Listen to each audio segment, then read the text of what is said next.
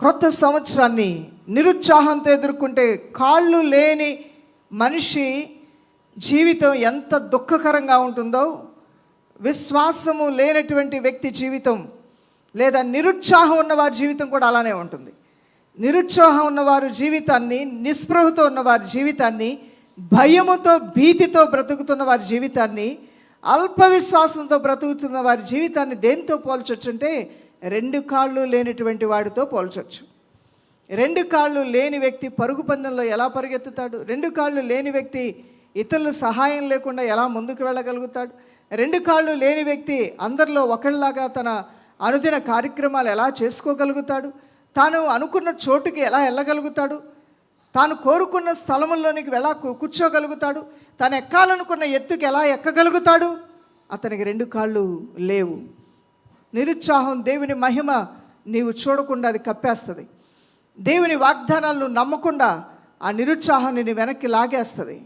నిరుత్సాహము అనేది భయంకరంగా ఆవరించటం వల్లనే ఒక మనిషి తన ప్రాణాన్ని తను తీసుకోవాలంటే అది ఎంత ధైర్యం ఉండాలి, ఎంత చీకటి అతనిలో ఉంటే ఆమెలో ఉంటే ఆ పని చేయగలుగుతారు. ఎంతగా వాళ్ళు ఇక జీవితం బ్రతుకనేది, ఇంకో గంట బ్రతుకనేది వారు చూడటానికి ఇష్టం లేదు వాళ్ళకి. No, I don't want to leave for 1 more hour. నేను అసలు 1 గంట కూడా బతకాలనుకోవట్లా, ఇంకో గంట నేను చూడాలనుకుంటా. ఆతృత ఏంటి ఆతృత అంటే చచ్చిపోవాలని ఆతృత. ఎందుకు వచ్చింది ఆ చచ్చిపోవాలి? ఎందుకు వాళ్ళకి ఇంకొక గంటను ధైర్యంగా చూడలేకపోతున్నారు? ఎందుకు ఇంకొక రోజు కోసం వారు ఎదురు చూడలేకపోతున్నారు? ఇంకొక నెల రోజులు కూడా ఎందుకు ఓపిక పట్టలేకపోతున్నారంటే భయంకరమైన నిస్పృహ, నిరుత్సాహం వారిని ఆవరించింది. ఆ నిరుత్సాహం, నిస్పృహ వారిలో విచారాన్ని, చింతని, వాళ్ళ మైండ్ని నిశ్శబ్దతలోకి నెట్టివేసింది, శూన్యతలోకి నెట్టివేసింది. ఇక ఆలోచన అనేది ఆగిపోయింది వారిలో. గుండె ఆగిపోతే మనిషికి ఎంత ప్రమాదమో, ఆలోచనలు ఆగిపోకూడదు. దైవజనమా, దేవుడు నీకు ఇచ్చిన మైండ్ ఎప్పుడు ఆలోచిస్తూనే ఉండాలి, ఎప్పుడు పరుగులు పెడుతూనే ఉండాలి, ఎప్పుడు ఉత్సాహాన్ని, నీలో నూతన ఉత్సాహాన్ని తీసుకొని వస్తూనే ఉండాలి, నూతన బలాన్ని నీలోనికి తీసుకొని వస్తూనే ఉండాలి. నూతన ప్రోత్సాహం ఎక్కడి నుంచో రాదు, నీ అంతరంగంలోంచే దేవుడు నీకు ఇచ్చిన ఈ మనసులో నుంచి నూతన ఉత్సాహాన్ని, నూతన ఆనందాన్ని, నూతన ఉజ్జీవాన్ని ప్రభువైన దేవుడు తీసుకొని వస్తాడు. నీలో నుంచే ఒక గొప్ప నిర్ణయాలు తీసుకొని వస్తాడు, నీలో నుంచే గొప్ప పట్టుదల తీసుకొని వస్తాడు, నీలో నుండే ఒక తీర్మానాన్ని తీసుకొని వస్తాడు, నీలో నుండే ఆశీర్వాదాన్ని కూడా నీ దేవుడు తీసుకొని వస్తాడు. వీటన్నిటికీ గండి పడుతుంది ఎప్పుడో తెలుసా? ఒక వ్యక్తి అధికమైన నిస్పృహ, నిరుత్సాహానికి అప్పగించుకున్నప్పుడు కళ్ళల్లో జీవం ఉండదు, వింటాడు కానీ ఏం వింటున్నాడో అర్థం కాదు, మాట్లాడే మాటల్లో సత్తు ఉండదు. అలానే నిద్రలేమితో బాధపడుతున్నారు, నిద్ర పట్టదు వాళ్ళకి. ఇక జీవితంలో వారు దేన్ని చూసి ఆనందించలేరు. వారు ఒక పండును చూసి అది తినాలనే ఆశ రాదు, ఒక చెట్టు నాటాలనే ఆశ రాదు, మరి ఏదో జీవితంలో ముందుకు వెళ్ళాలనే తృష్ణ వాళ్ళకి కలగదు. అన్నిటిని నరికేస్తుంది ఇది. ఒక మనిషి ఇవన్నీ కలిగి ఉన్నప్పుడే ఆశ, ఆతృత, ఆసక్తి, భక్తి, ఏదో సాధించాలనే తపన, ఇవన్నీ కూడా నీలో ఒక పెట్రోల్ లాగా, డీజిల్ లాగా పనిచేస్తుంటాయి. ఇవన్నీ దేవుడు పెట్టాడు, వీటన్నిటిని చంపేస్తుంది. నిరుత్సాహం, నిస్పృహ, విచారము, పిరిగితనము. దేవుడు అందుకనే మనకి పిరిగితనంతో కూడిన ఆత్మని ఇవ్వలేదంట. ఆయన పిరిగితనంతో కూడిన ఆత్మను మనకి ఇవ్వలేదు. ఆయన ఇంద్రియ నిగ్రహము కలిగినటువంటి ఆత్మను మనకి ఇచ్చాడు. భయపడే ఆత్మను అసలే ఇవ్వలేదు. అసలు భయపడొద్దు అంటున్నాడు ప్రభువైన దేవుడు. భయం ఎందుకు రాణిస్తున్నారు అంటున్నాడు. నిరుత్సాహాలు ఇవన్నీ కూడా అధికంగా లోనవటం వలన కొంతమంది చంపుకుంటూ ఉంటారు తమను నామే. అలానే విశ్వాస యాత్రలో నీలో నిరుత్సాహము, నిస్పృహ వస్తే అది అంత పాలు ఎక్కువగా లేకపోయినా కొంత నీలో ఉన్నా అది కూడా నీ జీవితానికి మంచిది కానే కాదు. నూతన సంవత్సరం కొరకు గొప్ప స్వరంతో నువ్వు వాగ్దానాలు పలకాలన్నా నీలో నిరాశ ఉంటే అది అయ్యే పని కాదు. నీలో ఆశ ఉండాలి. దేవుని వాక్యము నీలో నూతన ఆశను, నూతన బలాన్ని పుట్టిస్తూ ఉంటుంది. నీలో ఉన్న భయాన్ని తరిమి కొడుతూ ఉంటుంది. జీవితానికి అత్యంత ప్రమాదకరమైనవి ఏంటంటే ఇవే దైవజనమా. ఒక మనిషిని మనిషిలాగా లేకుండా, ఒక మనిషిని ఒక నిస్సత్వంలోనికి, పక్షవాతంలోనికి, నిశ్శబ్దతలోనికి తీసుకుని వెళ్తుంది ఏంటంటే ఈ లోకంలో చింత, నిరుత్సాహం, నిస్పృహ, భయం. ఇవన్నీ కూడా ఒక మనిషిని పట్టి పీడిస్తూ ఉన్నాయి. ఇవి మరణకరమైన వ్యాధుల కన్నా భయంకరమైనవి. ఆ మరణకరమైన వ్యాధి వచ్చిన 4 నెలలు, 5 నెలలు, 6 నెలలు బతుకుతారని అంటారేమో. ఇవి ఆవరించినప్పుడు అది అతి వేగముగా నీ దేహం అంతా అల్లుకుపోయి నిన్ను భయంకరమైన స్థితిలోనికి నెట్టివేసే అవకాశం లేకపోలేదు. అందువలన ఏ రోజు కీడు ఆ రోజుకు చాలని ప్రభువైన దేవుడు చెప్పినట్లుగా ప్రతిరోజు నీలోకి వచ్చేటువంటి ఈ వ్యర్థమైన తలంపులు, ఈ తలంపులు ఇవి కంటికి కనబడవు, చెవికి వినబడవు, అవి నీ అంతరంగంని తినేస్తూ ఉంటాయి, నీలో ఒక ఘోషను రేకెత్తిస్తూ ఉంటాయి, నీలో ఆనందం అనేది లేకుండా చేస్తాయి, నీలో సమాధానము నెమ్మది లేకుండా అవి నిన్ను పట్టి పీడిస్తూ ఉంటాయి. నీ జీవితాన్ని కూర్చున్నటువంటి నిస్పృహ నిన్ను ఆవరిస్తుంది. ఈ బతికెందుకనేటువంటి ఒక వ్యర్థమైన మాట నీలో నుంచి నీ హృదయమే మాట్లాడే విధంగా ప్రేరేపిస్తుంది. అలాంటి నీలో సూచనలు కనబడినప్పుడు బహు జాగ్రత్త దేవుని ప్రియుడ, వాటికి నువ్వు అత్యంత దూరంగా పారిపోవాలి, లేదంటే అవి పట్టి పీడిస్తాయి. కాళ్ళు లేని వ్యక్తి ఎంత నిస్సత్తువ కలిగి ఉంటాడో అలా నీ జీవితం ముందుకు సాగిపోకుండా, దేవుని మహిమను చూడకుండా అవి నిన్ను పట్టి పీడిస్తూ ఉంటాయి. యోవేలు కాలంలో ప్రజలందరూ కూడా ఇలాంటి నిస్సత్తులోకి జారిపోతూ ఉన్నారు, నిస్పృహలోనికి జారిపోతూ ఉన్నారు. వాళ్ళు ఒకరితో ఒకరు మాట్లాడుకుంటున్నారు కానీ దేవునితో మాట్లాడట్లా. వారు ఒకరి విషయాల్లో ఒకరు, నిన్ను నమ్మి నేను డబ్బులు ఇచ్చాను, నువ్వేదో బాగు చేస్తావని ఇచ్చాను, నువ్వేదో నీకు పెట్టుబడి పెడితే నువ్వేదో నన్ను పైకి తీసుకొస్తావని బిజినెస్ పార్ట్నర్ అయ్యాను అని ఒకరినొకరు తిట్టుకుంటున్నారు. కానీ దేవుడు మన కొమ్మును లేవనెత్తాడు, దేవుడు మనల్ని గొప్ప చేస్తాడని ప్రభు మీద ఆశ పెట్టుకోవట్లా. వాళ్ళలో వాళ్ళే వాళ్ళ జీవితాలు రోజు రోజుకి దిగజారిపోతున్న వారి స్థితిని చూసినప్పుడు ప్రభువైన దేవుడు ఆయన డైరెక్ట్ ఒక మెడిసిన్ పంపించాడు, ఉపవాసం అనే మెడిసిన్. ఇప్పుడైనా మీరు ఉపవాసం ఉండి నా సన్నిధికి వస్తారా? ఒకే ఒక్క మాట అడుగుతున్నా, ఉపవాసం ఉండి వస్తారా రారా?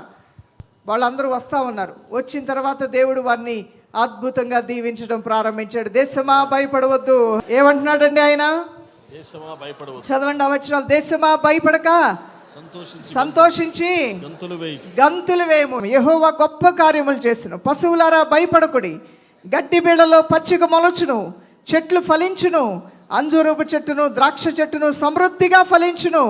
సియోను జనులారా ఉత్సహించి మీ దేవుడని యెహోవా యందు సంతోషించుడి. తన నీతిని బట్టి ఆయన తొలకరి వర్షమును మీకు అనుగ్రహించును.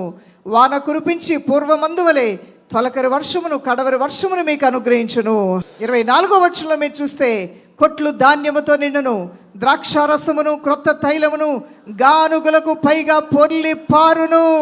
మీ ఆశీర్వాదములు పొంగి పొర్లును గాక, మీ దీవెనలు పొంగి పొర్లును గాక, మీ ఆర్థిక సమృద్ధి పొంగి పొర్లును గాక, నీ కుటుంబ జీవితం ప్రేమ అనురాగాలతో పొంగి పొర్లును గాక. 25వ వచనం, మీరు కడుపారా తిని తృప్తి పొంది మీ కొరకు వింత కార్యములు జరిగించిన మీ దేవుడైన యెహోవా నామమును స్తుతించినట్లు నేను పంపిన మిడతలను, గొంగళ పురుగులను, పసర పురుగులను, చీడ పురుగులను, మహాసైన్యమును తిరివేసిన సంవత్సరముల పంటను మీకు మరలా ఇస్తాను.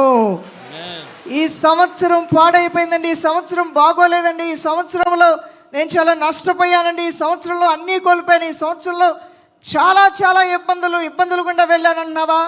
భయపడవద్దు.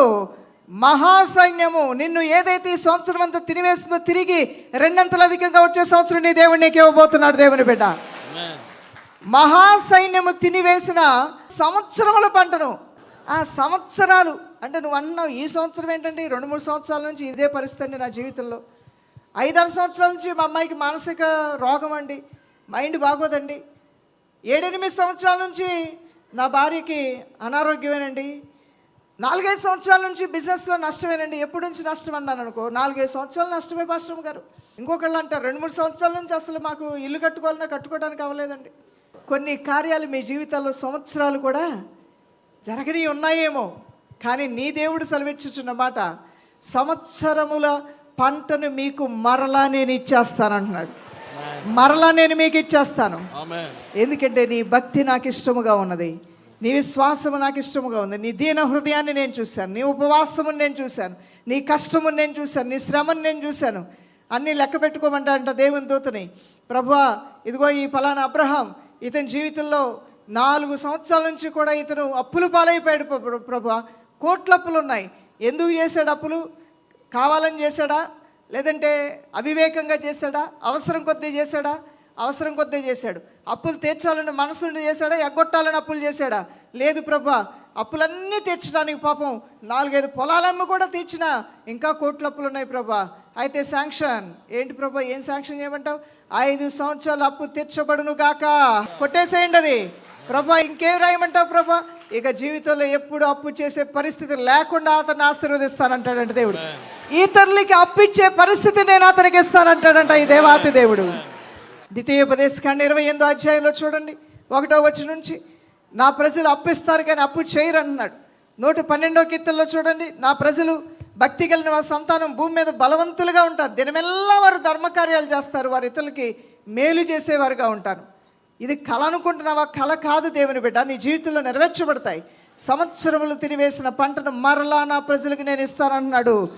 ఎంత నష్టపోయినా నీ జీవితం దేవుని చేతిలో ఉన్నది కాబట్టి నీకు మేలే జరగబోతుంది.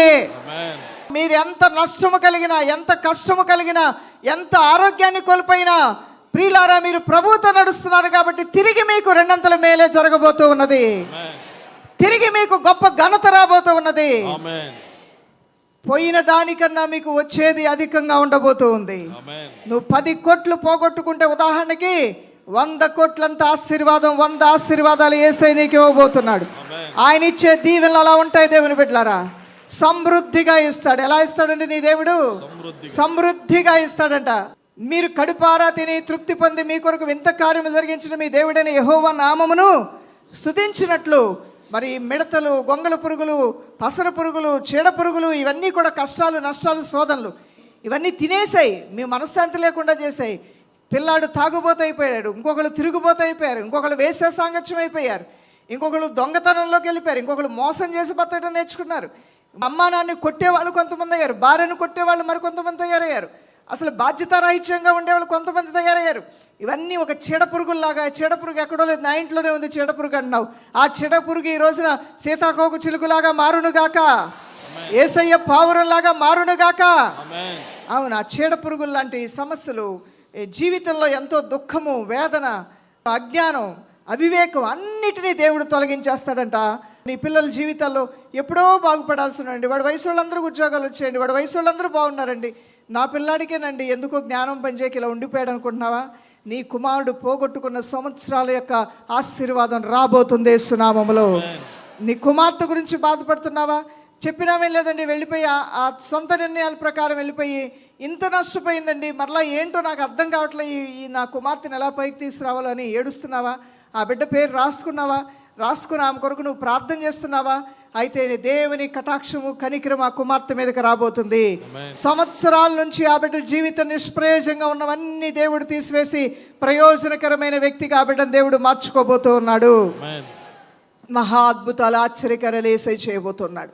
మీలోనికి రాకుండా జాగ్రత్త పడవలసిన భయము మీలోనికి రానివద్దు. భయము సమస్త కీడుకి మూలం దైవజనమా. ఏది భయపడ్డావో అదే నీ మీదకి వచ్చేస్తుంది నువ్వు జాగ్రత్తగా ఉండకపోతే.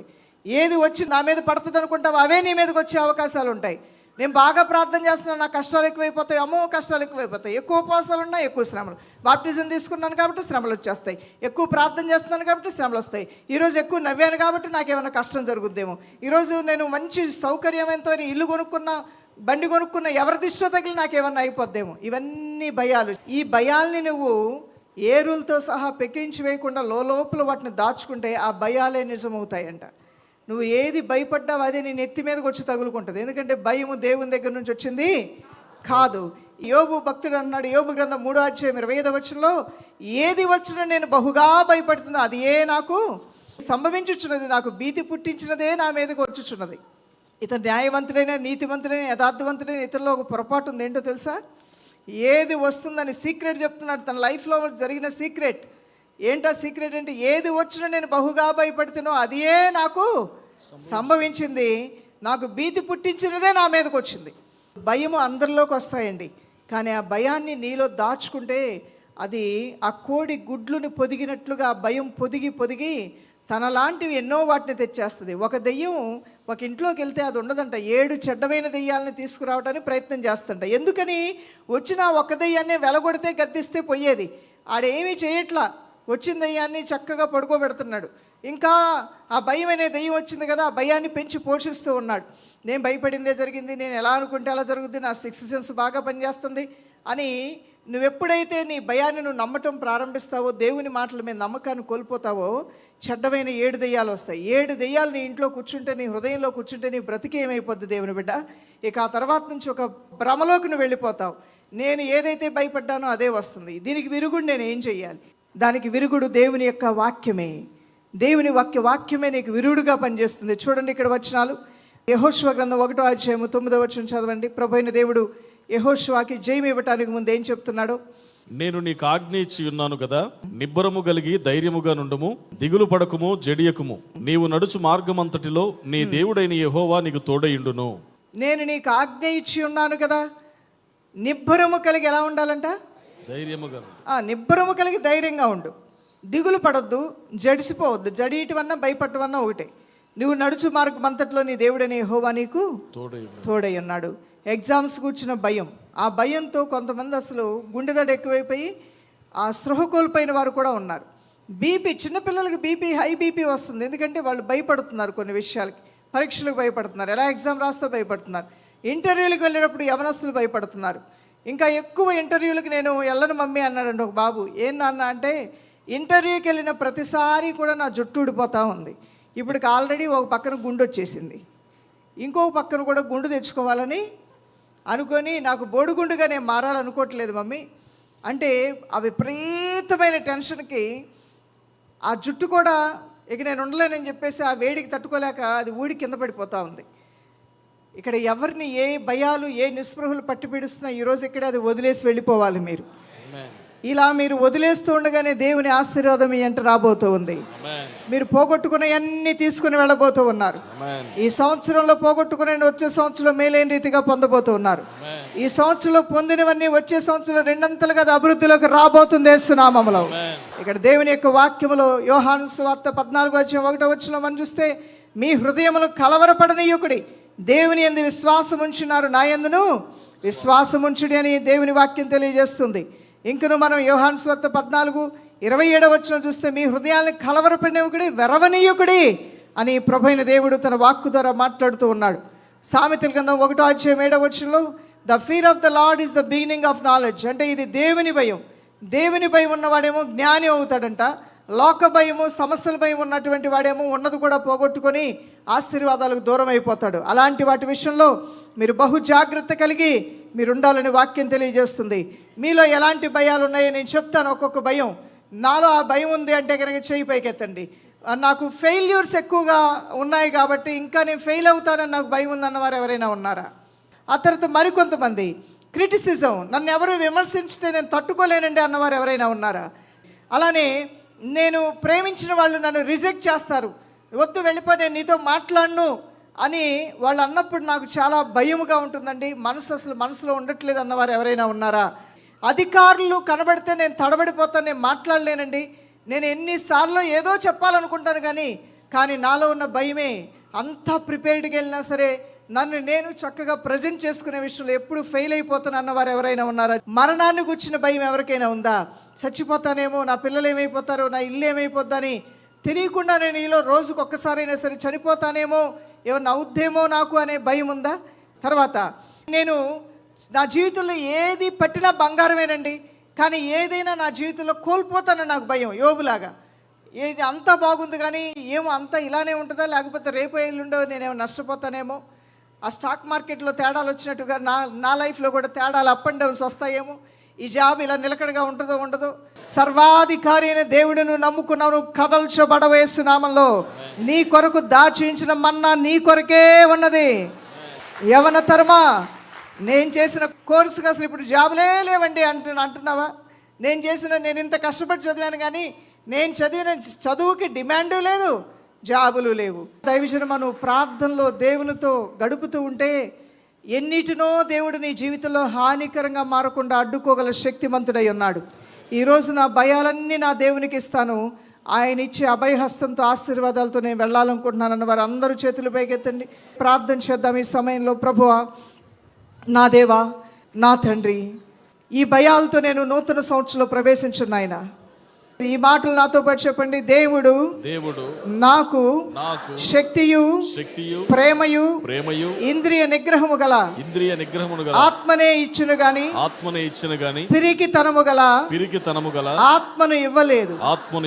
నా ప్రభువే నాలో తన శక్తి చొప్పున నేను అడిగే వాటన్నిటికన్నా ఊహించే వాటన్నిటికన్నా అత్యధికమైన శక్తి గల కార్యములు శక్తిగల కార్యం నా ప్రభు నాకు నా చేయబోతున్నాడు. ప్రభు నాకు నా చేయబోతున్నాడు. కుటుంబానికి నా చేయబోతున్నాడు. కుటుంబానికి చేయబోతున్నాడు. ప్రతి వ్యర్థమైన మాటను ప్రతి వ్యర్థమైన మాట, భయముతో నేను పలికిన భయముతో నేను పలికిన మాటైనా మాటైనా తలంపైన తలంపైన ఆలోచనైనా ఆలోచన యేసు నామములో యేసు నామములో క్యాన్సిల్ అయిపోవును గాక. క్యాన్సిల్ అయిపోవును క్యాన్సిల్ అయిపోవును గాక. క్యాన్సిల్ అయిపోవును గాక.